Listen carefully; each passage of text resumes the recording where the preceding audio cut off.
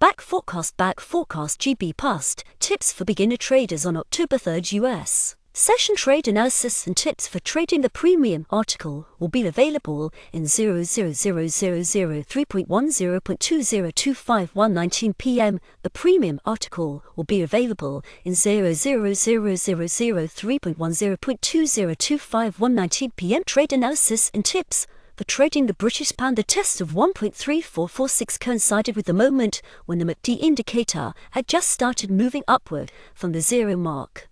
This confirmed the correct entry point for buying the pound and resulted in a 20-point rise.Weaker growth in the UK's services sector in September negatively affected the British pound. The services PMI, published today, came in below analysts' expectations, raising concerns about a slowdown in economic growth.